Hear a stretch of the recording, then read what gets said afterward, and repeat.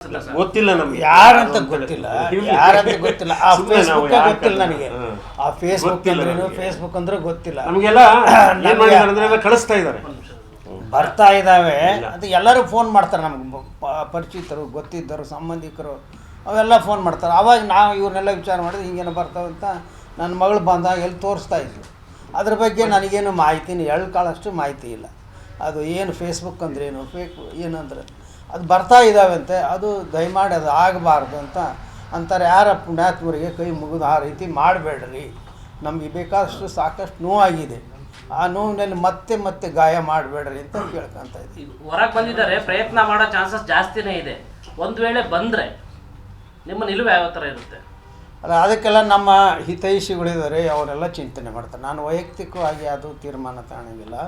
ನಮ್ಮ ಬಂಧುಗಳಿದ್ದಾರೆ, ಹಿತೈಷಿಗಳಿದ್ದಾರೆ, ಅವ್ರ ತೀರ್ಮಾನ ಮಾಡಿ ಹಂಗೇನೈತ್ರಿ ನಾವು ಹೆಂಗೆ ಸರ್ ಈಗ? ಯಾಕೆಂತಂದರೆ ಈಗ ಆಲ್ರೆಡಿ ಬೇಲ್ ಮೇಲೆ ಅವರು ಹೊರಗಡೆ ಇದ್ದಾರೆ, ಮೈಸೂರಲ್ಲಿ ಸಂಪರ್ಕ ಮಾಡಿರ್ಬೋದು. ಈ ಥರ ಒಂದು ಊಹಾಪೋಹಗಳು ಇರತಕ್ಕಂಥದ್ದು. ಹೊರಗೆ ಬಂದಿರೋದಕ್ಕೆ ಈ ಪ್ರಶ್ನೆಗಳು ಬರ್ತಿದ್ದಾವೆ ಯಾಕೆ? ಏನೋ ನಮಗೆ ಗೊತ್ತಿಲ್ಲ.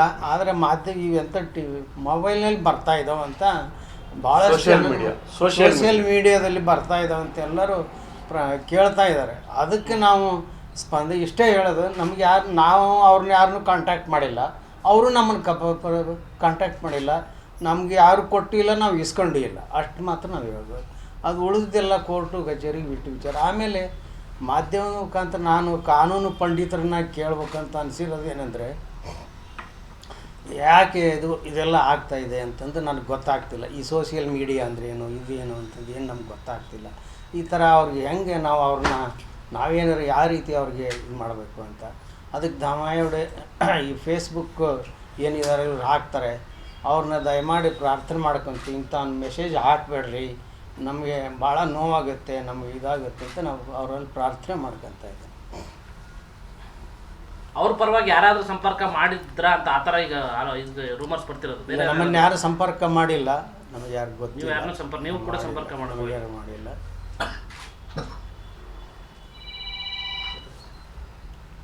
ವಿಚಾರವಾಗಿ ದೂರ ಏನಾದರೂ ಸಲ್ಲಿಸ್ತಾರೆ ಸರ್, ಸಾಮಾಜಿಕ ಜಾಲತಾಣಗಳಲ್ಲಿ ಅಂತ?